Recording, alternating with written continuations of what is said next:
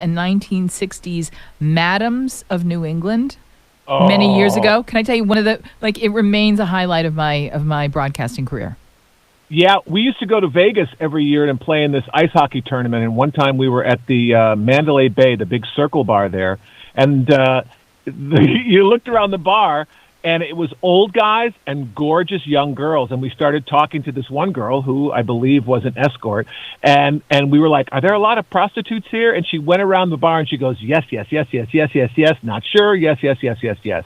And we talked to her for a couple hours. Fascinating. I mean, I don't mean to cast aspersions at I don't care. Babe, a girl's got to make a living. But here's what I was going to say. If you have enough self-awareness to know the things that delight you, and I am lucky enough to live with the enormous gratitude that comes from surviving a rare form of cancer. So every day I wake up, I'm like bouncing out of bed. I'm like, yeah, I'm here. Right.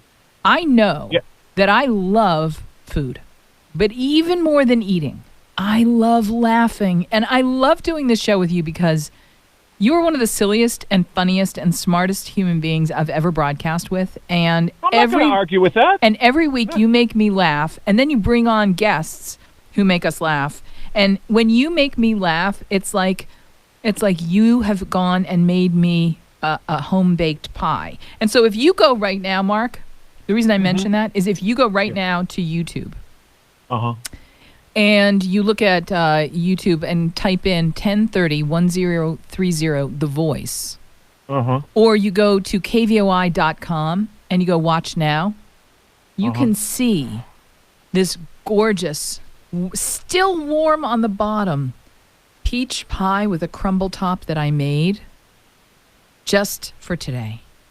Because it's stone fruit season. And as much as I love this pie, and as delicious as it is, I know that your version of making a pie for me is bringing friends on that will make us laugh.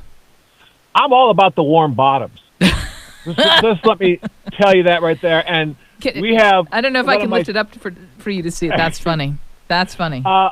We have one of my favorite people on the planet on the show today.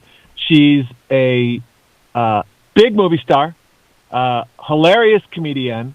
She's currently traveling the country with a bunch of other ladies performing Menopause the Musical, and has some hilarious stories from that. And I believe she's with us already. So, Megan Cavanaugh, welcome to A Fork on the Road. Yeah. Thank you, guys. Hi. This is the real Megan Cavanaugh. I know. Real Megan Cavanaugh.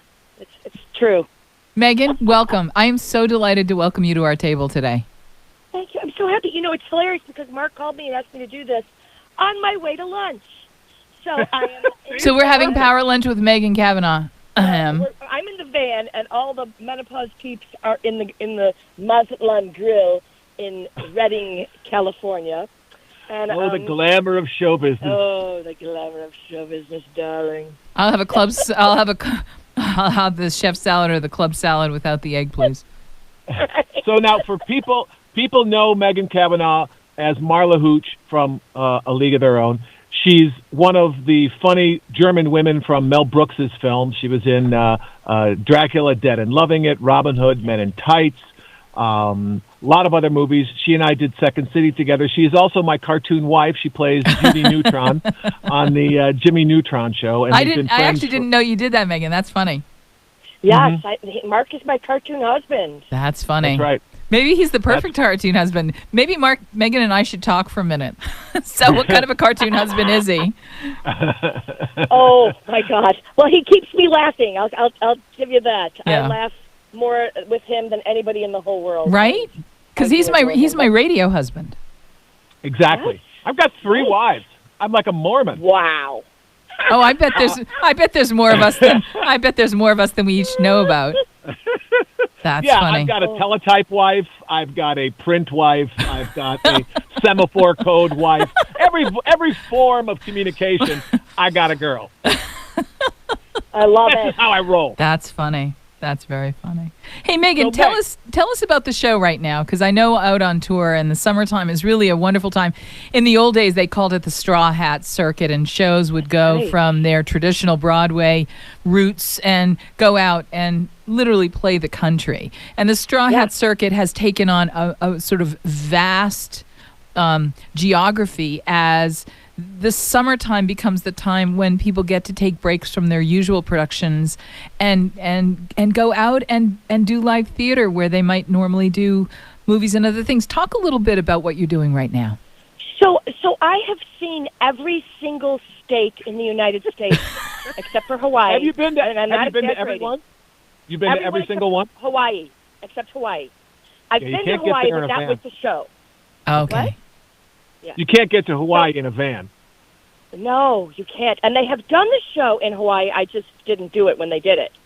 I've been to Malaysia, and I've been to Singapore doing this show. And this show, I've been doing it on and off for 15 years. Wow. And I haven't aged out of the part, funnily enough. So I am so grateful to this job for pension and health through my union, through Actors Equity, and I am bringing, and I know this is going to sound like I'm being kind of an idiot when I say this, but I'm not. I am bringing joy to so many women of a certain age with this show. The women love this show. They come back 6 and 7 times. They bring their friends. It truly is like the greatest girls' night out, where you just can have a drink, check your brain, and laugh your butt off. That's awesome. Tell us a little bit about the show, because if you're traveling around, everybody in the country will get a chance to see this at some point. And I want to whet everybody's appetite and make them appreciate this. Okay. You don't have to be going through menopause, because this is just one of those things. You're going to know somebody you either are or know somebody who is, or this will touch your life. This is so true. So the story is, it's 4 women who meet at a Bloomingdale's at a lingerie counter, and there's a fight that happens. And that's the beginning. And then they realize, oh, my God, we're all in menopause. And so that starts their journey. And we do parodies of songs that we grew up with, that we know and love, all set to menopausal lyrics. Mark has seen it a few times, and I have heard him specifically laugh in the theater, which makes me laugh. Because all the women are laughing at the menopause jokes that I don't get, and I'm laughing at stuff that you're doing, and then people look at me like, why are you laughing now? That's not funny. It really is. It's a delightful, silly show, and Megan is, she started out at Second City and in Chicago with me, and there's no one more fun to watch on stage, because she's clever and can really play to an audience, and the people, people know her from the movies, and they just love her in the show. So even if you don't know dick about menopause, pardon the pun, it's a funny show. All right, I got to ask a question, because one of the things that is compelling about your career is not the breadth of the successes that you've had, but the sort of joy in these roles that are the breakout roles in almost everything you're in. You find a way to emerge in the roles that you have as someone who just is very touching and joyful and human and fun. Can you talk a little bit about when you get these, like I said, really breakthrough roles? People remember your characters. You might not remember everybody in the movie, but somehow you create characters that everybody remembers. What's the secret to that? So sweet. Thank you so much, first of all. And second of all, I think that a lot of the characters that I play are sometimes underdogs, or they're not the pretty girl. It's the other character, like the best friend, or that kind of a character. And they tend to be written. They have been written in the past, sort of marginally. And I feel like I am one of these women, so I feel like I can breathe life into a character that I can relate to, and I absolutely relate to all these characters that I play. I mean, Marla Hooch is every young girl that I know growing up. Everybody had issues with not feeling like they fit in, or being uncomfortable with their body. I mean, even the pretty girls, like everybody has that. Right. So Everybody has that moment. It's a relatable moment. If it's not an complete and total everyday part of your life, everybody recognizes that. We've all lived through that. Exactly. And I tapping into that element and really giving that life to me is what I love to do. That is my joy in my life, is finding characters that I can breathe life into and make them relatable and make you laugh. I'm a comedian and I like making people laugh. Making people laugh is a good way to make a living. I'm just saying. We finished when I finished the show. In the last town that I was in, which was Portland, Oregon. Portland, Oregon. We sold out. So you went from wait. You went from Portland, Oregon to Reading, Pennsylvania. Who's Reading, California? No, Reading, California. Oh, okay. Yeah. All right. Well, then they're doing a fantastic job. They're just down the street from Walmart. In that case, I withdraw my ire. We did Olympia, Washington, and then Portland, and then now we're in Reading, and then from here we go to Fresno, and then we're back. But I'm it's I forgot the question. Hey, Megan, when you're because this show that you're in right now is a scripted show. How often are you tempted to slip back into your improv roots? Like, does the devil just get into you and you just want to get, a little mischievous? But there's really not enough time, because once the train is running, it's running like on its track and it's moving. And the only times for improv are when things go wrong, and those are fun moments. They can be terrifying and fun. What? Has it ever happened? Oh, it happens. Yes, it's happened. Yes, there was a time when the soap star was supposed to come out of the bathroom. The toilet flushes, and she never came out. and the Iowa housewife, I play the Earth Mother. The Iowa housewife and I, who we don't have names, by the way, we're just Iowa housewife and Earth Mother, so I can't say, "Hey, Sally." So I'd be naming her. So we're sitting on this bench in the bathroom, looking at each other like, "What do we do now?" And we just start having a little chat. And it's stuff like that though that I love. Like my shoelace got caught on an actor's button in a show once, and I was drunk, and every time he moved, my leg would open. And and the audience was howling. They thought it was part of the show. It totally wasn't. He could not get my shoelace off of his button, and it was like the whole show became about the shoelace on the button and his frustration. It was hilarious. I just love when stuff goes wrong. It makes me happy. It does. I don't mean, sorry, theater gods. Don't bring me your wrath, but I'm just saying, the little things that go wrong can be very, very funny in the moment.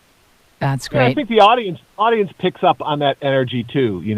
If they can tell that this is something fresh for you.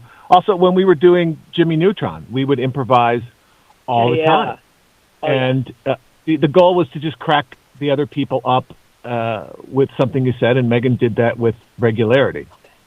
Well, Mark did too. I think Mark coined the term "sugar booger." I just want to say that was my nickname. I think you gave me that nickname. I don't think it was. I did. Yeah. I think it's very visual. Most when you think of boogers, you don't think of something sweet and delicious. So I wanted to marry those two concepts. And now listen. Put your face on it. Now listen. We're talking with Megan Cavanaugh, and she is an alum of the esteemed Second City troupe, of which our own Mark DeCarlo has a connection and a checkered past. He brings that talent to our show each and every day. And we've now established Megan's extraordinary road credentials. And it is on this show that we attempt to celebrate what it means to live life and take those forks on the road as they come to us. Megan, let's talk about your career. Were there moments where you literally came to a fork on the road and you had to make decisions? And what were the things you tapped into to make the choices that led you ultimately to where you are today? When I first got League, I got pregnant while I was doing the movie. And I didn't tell anybody that I was pregnant because, And I had an opportunity to audition for Saturday Night Live. And I was pregnant. And I knew that I couldn't move to New York and have a baby in New York. I knew I couldn't do that. So I had to turn it down. And that was a fork in the road for me, because that was one of my absolute dreams, was to be on that show. Mm-hmm. And to put my family and my well-being sort of ahead of that was hard for me.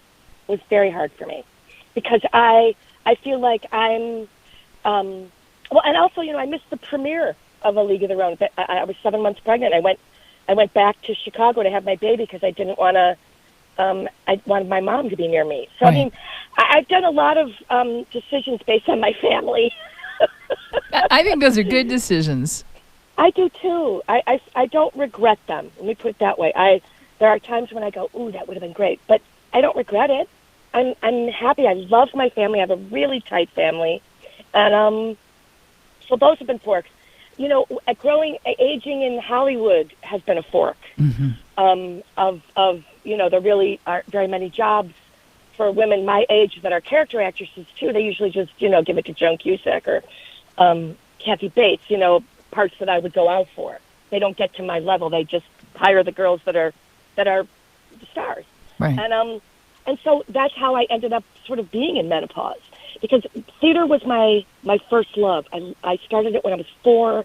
I love doing shows, and I love being on stage in front of people, and the being able to do that and being in a show that was about women that were aging. I thought, well, I could do this. I thought it would last maybe a year. I was lucky, and here I am 15 years later with my equity pension growing. Will you talk? Megan Cavanaugh joins us. The actress is on the road right now, and the show is actually called The Menopause Chronicles. No, it's called Menopause the Musical. Menopause the Musical. Okay, and will you talk about is entertainment a family business? Did you grow up in a theatrical family? I did not. My father is an unbelievably great Irish storyteller, jokester. He's he cannot let a good line, a setup go by without having to say something. He can't. It's like Tourette's. He came to see our show. Genetic. Tourette's with good timing. Yeah, exactly. And he came to our show, and the soap star came and sang to him and sat on his lap. And she has a line, and she says, I'm having a hot flash, and I'm not the only one. And he yells out, me too! And her next line was, I'm not the only one, meaning my dad. I said, Dad, you ruined her line. He said, I did? I said, yeah, she's supposed to say, I'm not the only one, and you yelled out me too. And he was like, oh, I'm sorry I did that. Next time, she sits on his lap, a different soap star. He does the exact same thing. He cannot help himself. He yells out, me too! And I was like, Dad, you did it again. I did? Like, yes, you cannot help yourself. I love you. But does he not know that's his out loud voice? He doesn't care. No, he probably got a big laugh with it, and if you get a big laugh with it, everything's okay. Yeah. Exactly. Megan, talk to me about a big laugh. Talk to me about the joy of the nourishment that you derive from the big laugh, because you can't have spent time at Second City. You can't have earned your way into auditions with Saturday Night Live without having a really powerful relationship with the ability to make people laugh and it being recognized at the highest levels. And then if you do, that certainly must mean that you have a relationship with the laugh. Will you talk about your relationship with the laugh? That is such a great question. The laugh doesn't have to be mine when I'm on stage. It can be, I could have helped set up somebody else to get the laugh. Like, it's all about, it's a dance, or it's jazz. Like, I have my little solo and you have yours. But when we're doing it all together and we're harmonically happening, like, that's it. Like a comedy orchestra. Yeah, and I think that's the big difference between stand-up and acting / improv. Stand-up, there's no room for anybody else, and it's just pop, pop, pop, pop, pop, pop, pop. You're reciting a monologue in your head. Improv is music, and there's a tuba and there's a trumpet. Right, and stand-up is Yo-Yo Ma. And then what you do with improv is, the Boston Pops. Right. Yes, or the Beatles, depending on how funny you are. Or the Beatles. But so the laugh to me is, it's part of the whole. Like, it's not, oh, look at this, I got this great laugh. Some of the best laughs in this show are when I'm behind a door. And I'm hearing the laughter so hard. No one's speaking. It's just a woman trying on lingerie in front of, like, a pretend mirror. And it is so funny. And, I mean, I can feel the wave. You can feel the energy. And I can peek through the tiny crack of my door and see people just bobbing. They're laughing so hard, and that is so gratifying. It's just, it's really hard to put into words. It's the best. So Megan Cavanaugh, the actress, is joining us on A Fork on the Road today, and one of the things that I'm really struck by as she answers the question about being a comedian and her extraordinary career and success at making people laugh, it really strikes me that, like a great chef who cooks to present food to his guest and to elicit from them that human reaction. We cook if we cook. We cook for compliments. If you're an artist and your work is hanging on the wall or the easel or in the museum, and someone sees it, do you really cook for compliments? No, I use that phrase to set up the idea that when I cook for somebody, I want to give them a moment that they love so much that they feel compelled to compliment, because I want them to experience the great flavor joy, that human reaction. But it's what makes about getting your no. ego stroked. It's not about the ego. No. It's the opposite of that. It's completely the opposite. But it's what happens if you cry in a movie, if you're reading a book and you can't put it down, if you laugh. If you have that reaction, that human connection that comes from someone practicing their craft and doing it, their art, but with more than just mere technical expertise and a technician's competence, I find that those people who are most brilliant are the people that put their soul into this. Absolutely. Megan Cavanaugh, tell me about that part of what of you and your intention and your effort and your energy goes into this that really helps you connect, so that the laugh is the gift back from the audience for you giving the gift of what you put yourself in that moment, that setup, that line. Well, I think anybody can be a technician.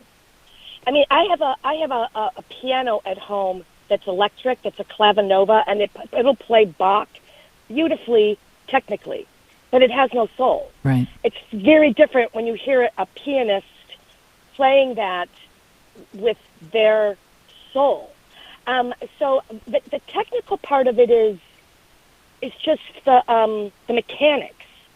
The soul is everything. It's like the difference between being a robot and a person. I mean, truly, like I feel like the gratification that comes from connecting with other people to elicit a response, whether it's an ooh or an ah or a eek or a laugh or a crying or whatever, that is magic. That's why people pay money to come to the theater. They want that connection. And I feel like when that connection is delivered, received, and given back, like when the whole cycle has happened, that is incredible. And it doesn't happen every time you go on stage. No, it doesn't. And it doesn't happen with every art form, I think. Maybe that's the common thread of any kind of art. You could look at a painter that has, can make something look exactly like it looks in real life, but it doesn't have that thing that grabs you by the gut, like Picasso or Da Vinci or something. Mark, what's really interesting about what Megan just said, too? She's talking about comedy conviviality. We usually talk about conviviality in terms of going out and experiencing a moment of hospitality. You go to a restaurant, you go to a bar, you go to a night, you go somewhere because you could DoorDash your food, you could Uber Eats to your house, you could sit at home and have the same world-class Michelin 3-star food, but that's not the experience. And you could have some of these technical things brought to you, but you choose to go out to the restaurant because restaurants deliver conviviality.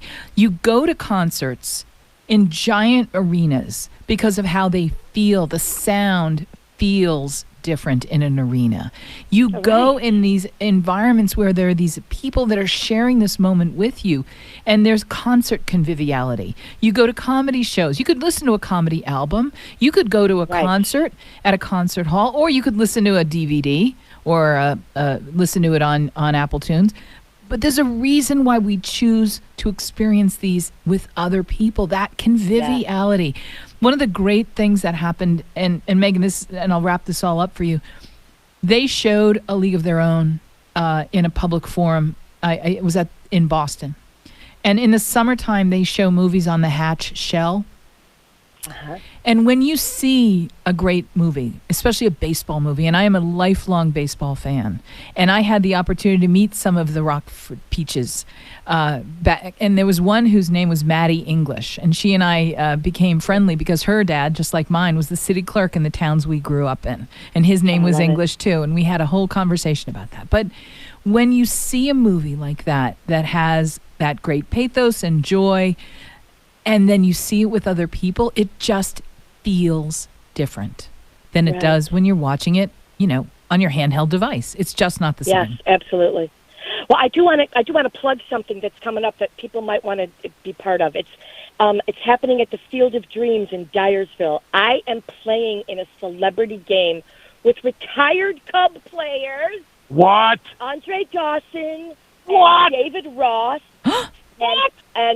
and other players, and the cast from The Sandlot, Smalls, and all those guys, and 2 other actresses from A League of Their Own, and we're all playing in a celebrity game on September 1st. We're going to walk out of the corn onto the field, and we're playing. And I am so excited! Sister, no way!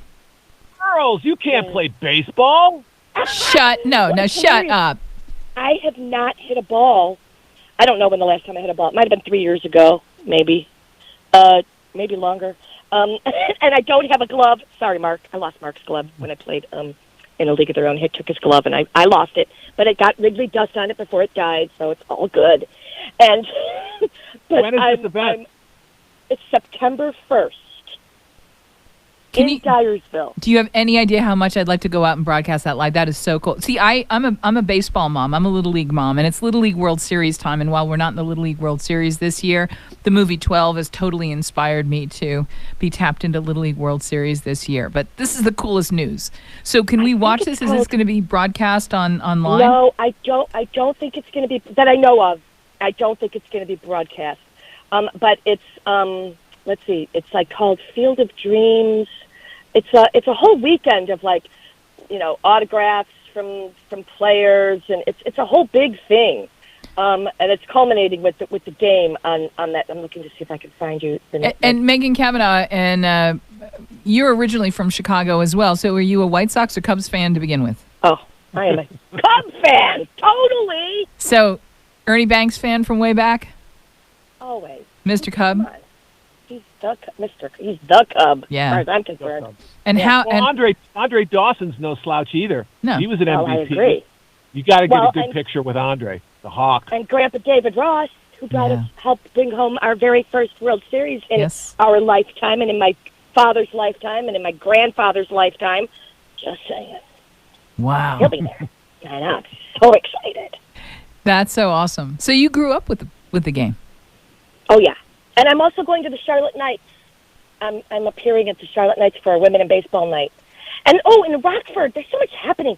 In Rockford, there's there's a baseball museum being built. And Rockford is helping with, that's where the Peaches played. So it's right across the street from Byers Stadium where the Peaches played. And they're raising money for this big museum. And that's all happening. There's a big Penny Marshall memorial weekend happening in Rockford on those September 14th, 15th that weekend. So that's happening as well. I'll be going to that. So I'm involved in a lot of baseball. And what's so funny, Megan, Mark doesn't know this. See, Mark and I are still discovering things. That's what keeps this relationship so joyful and fresh. Even though, did you know we have the same birthday, actually?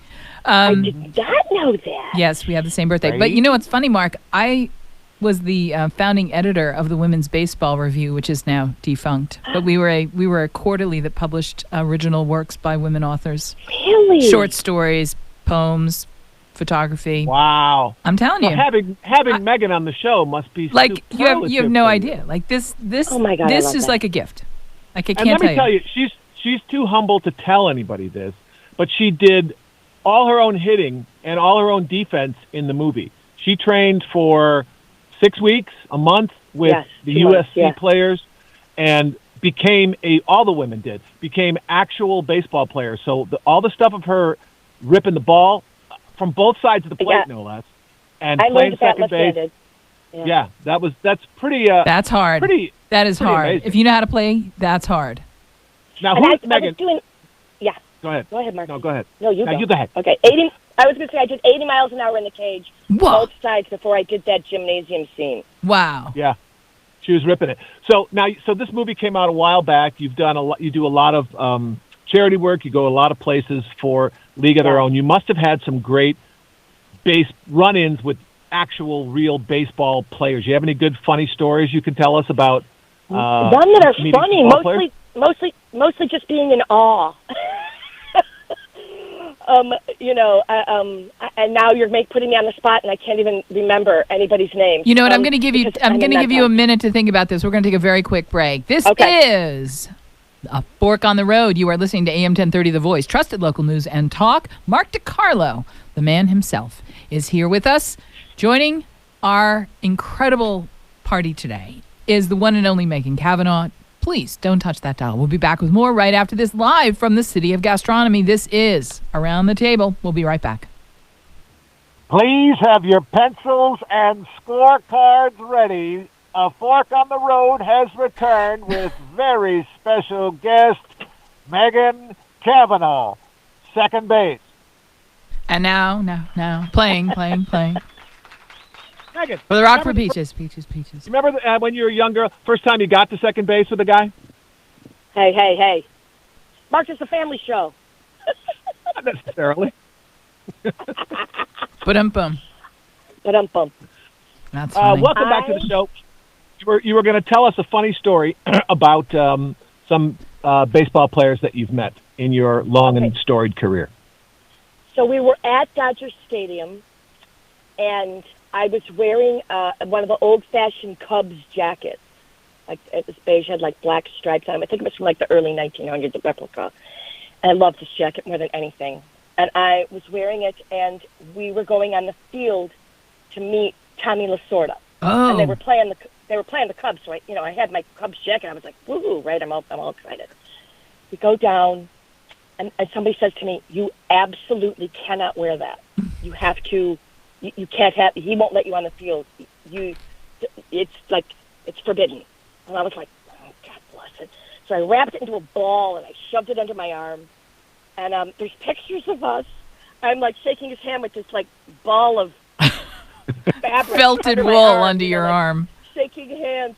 He's like, "What you got there?" I'm like, "Oh, nothing. No, I sometimes I get cold, so I just have a little jacket here." I was just trying to wanna see it. completely hide it because I was told I would get in so much trouble. That's that funny. That happened. Mark, were you a baseball fan growing up?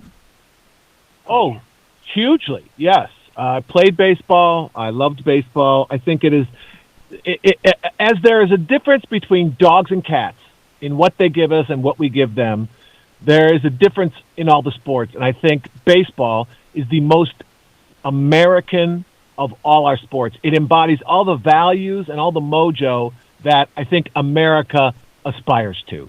I'm going to go one step further. I think it's the most spiritual of all the professional sports. I think there's something Like that. utterly magical about everything about baseball. And I like it better the agree. older I get because there's more stuff Me too. going on that you don't realize when you're a little kid. You know, what's he going to throw? What's he going to do? I'm telling you, if you got 12 minutes, the best breakdown of this is George Carlin's football, baseball routine. Yes. Oh, He- yeah, totally. He hits Totally. it on the head, right? So, Megan, let's talk a little bit about Cartoon World. Yeah. We play husband and wife on the Jimmy Neutron show. You've done a lot of other cartoons in the interim. Do you do voice work? Are you doing anything right now? Anything new? I did an episode of Loud House for Nickelodeon. I love that show. Oh, I play what's it, Large Marge. I play a hockey security guard, which makes me so happy because I love hockey. And when I auditioned for this, I said to my friend, if I don't book this, there is no cartoon god. Like there's no I am born to play this part, and I booked it. So I was like, thank you for reassuring me, cartoon god, that you still exist, because I was perfect for this role. Can we hear a little bit of it? Sure. She's hang on, let me think what she says. I don't remember any of her lines because I have the menopause. But this is how she talks. What do you want, March? You're out of here. Get your head, get your stuff, and get out of my rink right now. I just came to pick up my skates. They were supposed to be being sharpened. Are they ready yet? I'm not the skate sharpener. I'm the security guard, and I'm supposed to keep people like you out of here. Now get out of my face. But I can see my skates behind you. They're on the shelf. If I could just go get them, I could take them. They're the pink ones. The pink ones with the little balls on the end. Can I just go get them? In your dreams. That's funny. It was fun. I had a lot of fun. I got to cackle. I got to yell at people. It was really fun. And I'm not sure when that's airing, but I did that recently. And I played a mosquito recently in a ad for tiki lanterns to keep mosquitoes away. That was fun. I get to do a lot of fun things. You've worked with Mel Brooks a bunch of times. Tell us a good Mel Brooks story. Twice. God, he's such an amazing man. So I was auditioning for this movie. It was called, the original title was called Angie, I Says, and it starred Gina Davis. And they were looking for her friend who's supposed to be Italian. Well, obviously, I'm the map of Ireland, but I had an audition for this part. And I was talking about it, and Mel said, are you reading for the director? And I said, no. And he said, get me the phone number. You're reading for the director. And I was like, okay. So I just thought, whatever. I just thought he was just talking. I didn't really, I didn't do anything. And I come back the next day, he goes, so give me the phone number. And I said, you were serious? He was like, yes, I'm serious. So I call my agent, and I'm like, listen, Mel Brooks is going to call the director for this movie, but I can read for her. And so my agent gets the phone number, and I go with Mel to his what's it called? I can't think of anything Trailer? anymore. The bungalow? Trailer, thank you. Sounds like trailer, right. I go to his trailer with him for lunch, and Mel calls. And this is what he said. Hello. Yes. Is so-and-so there? Yes. Mel Brooks. Yes, really? And all I could think of was Andy Dick back in the day when he was in our touring company back in the Second City days. He would call people and pretend to be David Geffen. And so you were always like, Andy, shut up. Andy, hang up the phone. I know you're not David Geffen. And so I thought the poor person on the other end of that phone who's pretending, like her friend pretends to be Mel Brooks. And but Mel Brooks actually calls. So that was a funny little moment. And he sang my praises to this person. I didn't end up getting the part, but it was an amazing thing that happened. Megan, tell us a little bit, because you're somebody who's done a lot of. Oh, hello! What just happened there? Are you on a helicopter? Yes. I'm out. I'm getting back into the van. I've missed lunch because everybody's done with lunch, so I'm getting back into the van. We owe That's you. all right, and I'm going to continue my phone call with you. Listen, you're lovely for doing this. You've been a pivotal part of a revolution in entertainment in many aspects of your career. Talk a little bit about X's and O's. X's and O's was a logo show that that it was started out as a film, a short film, and it was a funny little film. Didn't think anything was going to happen with it, and then this woman, Michelle Paradise, ended up bringing it to the people at Logo and made a TV show out of it. That's so fun. So, and I played Chris of Chris and Chris.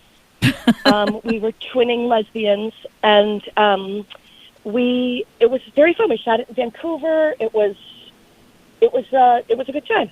Everything's a good time, Jennifer. Well, everything's a good time in Vancouver. I spent some time up there too. Really? Now, listen, we feel terrible. Can we get you DoorDash? Where are you? Where can we send the DoorDash? Oh, I'm in Redding, California. All I really want is coffee. So once we go back to the hotel, I'm going to take the van and I'm going to go get coffee because that's what I need. Well, Hey, are your other cast members in the van now? Yes, my other cast members are in the van. Pass the phone to one of them. Have them introduce themselves, and I want to hear them tell a funny Megan Cavanaugh story. Oh, okay. Can I put you on speaker? absolutely. Yeah. Okay, so Terry Adams is here. She plays the Iowa housewife. Okay. She's a dear friend. We've been in this show a gazillion times together, and I'm handing the phone to her. You're on the radio. Hello, radio. Hey, Terry, it's Jennifer English, and you're tuned in with Mark DeCarlo here on A Fork on the Road. How are you? I'm good. How are you? Awesome. Good, Terry. Give us a good Megan Cavanaugh story, something funny, something that she wouldn't tell on herself. Oh, dear God, there are so many. She's whispering to me. There's a lot. You know, she's our resident celebrity on tour, and so I'm always amazed when she can tell a story for a group of people, and I haven't heard it. In fact, it just happened the other day. I can't remember exactly what the story was. Oh, maybe it was a Penny Marshall story that I hadn't heard, and because I figured I've heard all of her stories because I've, been friends with her for A decade. 12 years or something. But every now and again, she'll tell a gem, and I can't believe that she's been holding out on me. But yeah, she's a real goofball. But she uses her celebrity to, get us in places and get free desserts if we can. Right. You get top-notch treatment at the Cracker Barrel wherever you go? Yeah, she loves the Cracker Barrel. She likes their fashion. Now, Terry, in all fairness, we should give Mark. We have Terry tell us about her illustrious career as well. I think our listeners are hearing her voice and saying, "I know that voice. I know this woman." Tell us a little bit more about where we might know you from. I don't know that anybody would know me. She sounds like Madeline Kahn. I'm from Kansas City, and so I have worked there for 25 years or so, and done a little of this and a little of that. And what? Oh, yes, Megan. Like when I'm out with Megan, and people will recognize her from League of Their Own, and I'll say yes, but. She's never done a real Stories of the Highway Patrol, and I have. So, let's keep it all in perspective. Listen, Terry, Megan, thank you both so much for being such good sports and for giving us so many joyful performances and putting yourself into everything that you do and giving us the joy of being in the audience and having that human reaction. It's really an extraordinary thing. Terry's the one, when I told you I'm behind the wall when the laughing is happening, it's her. She's putting on the lingerie in front of a pretend mirror and is slaying the audience, slaying them. It's pretty ridiculous. But it's a lot of fun. Yeah, it pays the bills. We have a good time. So, Megan, thank you. You're like the Chick Beatles.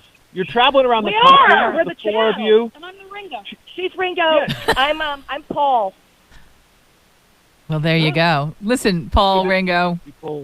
Terry, Megan. I'm full chargey with the group. I can be I can be bossy, and I think Paul's a little bossy. So I'm gonna go Paul. Mark, we got to wrap this up. Thank you so much. Thank you, Thanks, guys. Meg. Take care. Have a great trip. We'll see you when you get back. Okay, babe. Bye-bye. Megan Cavanaugh, thank you so much. Hey, listen, we're taking another really quick break. When we come back, more fishing up, wrapping up, and concluding this episode of A Fork on the Road right here Don't touch that dial. We'll be right back. Oh, what a delightful show. What a delightful show. You are so awesome. You don't have any idea. Just like, I am so fangirled out right now that you had Megan Cavan on. Like, you didn't give me any clues or hints. And I don't think you truly appreciate just how substantially deep my baseball love and baseball roots go. I really don't think you do. No, I didn't know. But, I mean, boy, perfect guess for that, right? Oh. See, Megan's deal is she has no idea how famous she is. And you know, you go places with her, and people do what you're doing right now. They just freak out and she's always very nice, and she's one of the funniest people and one of the nicest people I've ever met. So listen, it's good to have her. You got to understand something. Girls and baseball. If you're my age, and I'm in that menopause musical age range, okay. Let's just talk about this for a second. Girls weren't necessarily allowed to like baseball. We certainly weren't allowed to play, as was shown. And even though there was that history from World War II and the whole League of Their Own. So can you imagine what it was like to watch a big deal Hollywood production about baseball and girls that loved baseball? And then let's just go one step further. I know everybody loves Gina Davis, Lori Petty. There were big stars, Madonna, Rosie O'Donnell. You know who my favorite peach was? Yeah, Marla Hooch. Right. Yeah. Megan Cavanaugh. She was because she really She was the funniest. She was the funniest, but she also played. If you really look at that movie, you can watch her. You watch her throw and hit. You could tell she was a gamer. You could tell that she loved it.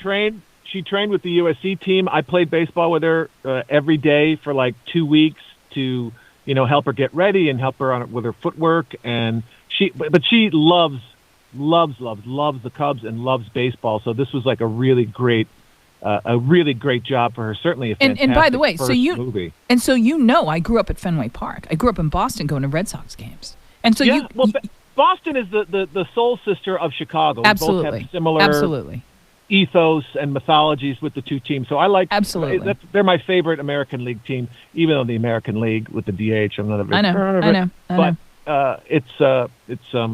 That's a great place. I've been there, and but the other thing, baseball's a great game. The other thing I got to tell you is, you really gave me a gift today, and I know you didn't intend to have it ring as many bells, but boy, you couldn't have given me a better gift than this guest today. Thank you. I'm very glad. I figured I didn't know you'd like her this much, and quite frankly, I thought she'd be better on the show. But I'm glad. She gave up lunch and she's riding in a van and she still did the gig for us. That, my friend, is a true friend. We owe her. Can't we send her DoorDash? Can't we don't they have like a cheesecake factory or something in Reading? We can send her something to eat. I'm going to send her a picture of a big cup of Dunkin' Donuts coffee. Mark DeCarlo wrapping this. Find us on the Food and Beverage Podcast Network. Any and all episodes of all the shenanigans we've gotten ourselves into over the last several months, you can find at Food and Beverage Podcast Network. Mark, thank you. You sure can. Jennifer, thank you. Megan, thank you. This is Mark DeCarlo. Thanks for watching, and we will see you at A Fork on the Road.